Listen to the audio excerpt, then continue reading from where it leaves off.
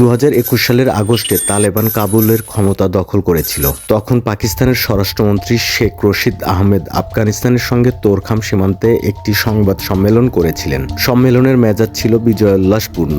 রশিদ দাবি করেছিলেন যে তালেবানের ক্ষমতায় আরোহণ এক নতুন ছক তৈরি করে অঞ্চলটিকে বৈশ্বিকভাবে অত্যন্ত গুরুত্বপূর্ণ করে তুলবে। পাকিস্তানের তৎকালীন প্রধানমন্ত্রী ইমরান খান তালেবানের ক্ষমতায় ফিরে আসাকে আফগানদের দাসত্বের শৃঙ্খল ভেঙে ফেলার সঙ্গে তুলনা করেছিলেন। প্রায় 20 বছর ধরে আফগান তালেবান একটি সুসংগঠিত এবং টেকসই বিদ্রোহ পরিচালনা করেছে।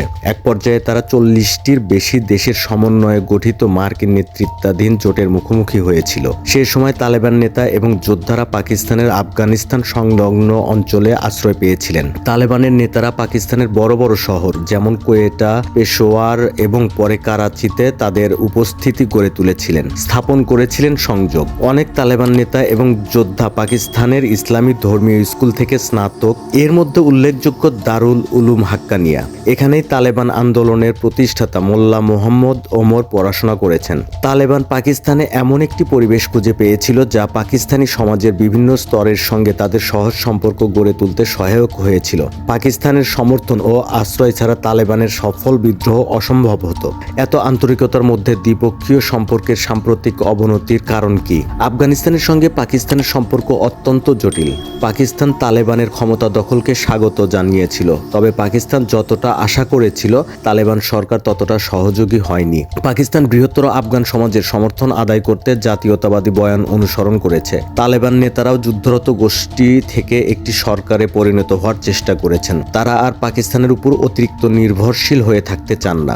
ডুরান্ড লাইন আন্তর্জাতিকভাবে আফগানিস্তান ও বর্তমান পাকিস্তানের মধ্যে একটি সীমানা হিসাবে স্বীকৃত।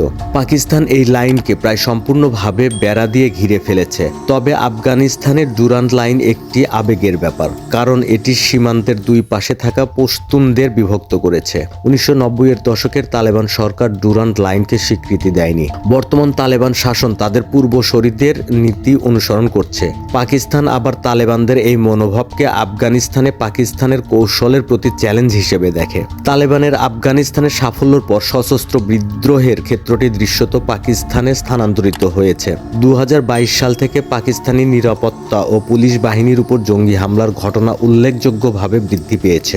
এই হামলাগুলোর বেশিরভাগের দায়ী তেহরিক-ই-তালেবান পাকিস্তান স্বীকার করেছে। টিটিপি পাকিস্তান তালেবান নামে পরিচিত।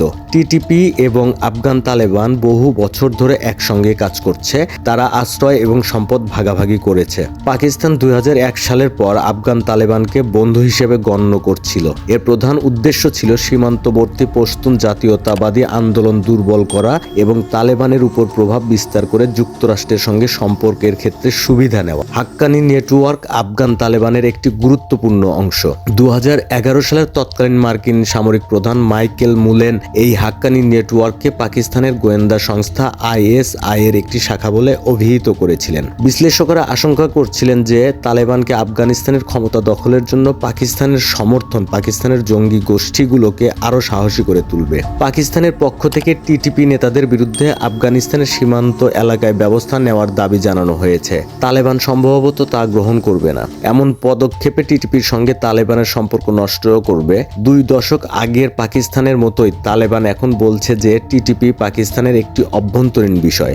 ইসলামাবাদকে তাদের সমস্যাগুলো নিজেই সমাধান করতে হবে। পাকিস্তানি সেনাবাহিনী সম্ভবত আফগান ভূখণ্ডে বোমাবর্ষণ চালিয়ে যাবে। এর জন্য তারা সামান্য আন্তর্জাতিক নিন্দার সম্মুখীন হবে। দুর্ভাগ্যবশত এমন আন্তর্জাতিক নিন্দায় তেমন কিছু আসে যায় না।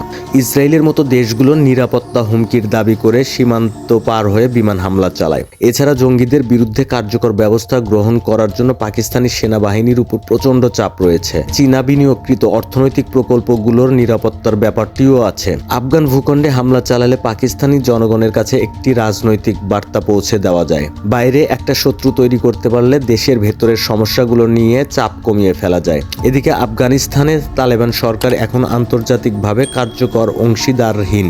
এদিকে 2024 সালের মার্চ মাসে একজন শীর্ষ তালেবান সামরিক নেতা উল্লেখ করেছিলেন যে যুক্তরাষ্ট্র আফগান আকাশসীমার উপর নিয়ন্ত্রণ বজায় রেখেছে। তালেবান নেতারা পাকিস্তানের এই হামলার প্রতিশোধ নেওয়ার প্রতিশ্রুতি দিয়েছেন। তবে তারা কিভাবে এমন একটি সামরিকভাবে শক্তিশালী প্রতিবেশীর বিরুদ্ধে প্রতিশোধ নেবে যে দীর্ঘদিন ধরে তাদের মিত্র হিসেবে কাজ করে আসছে, এটা এখনো স্পষ্ট নয়।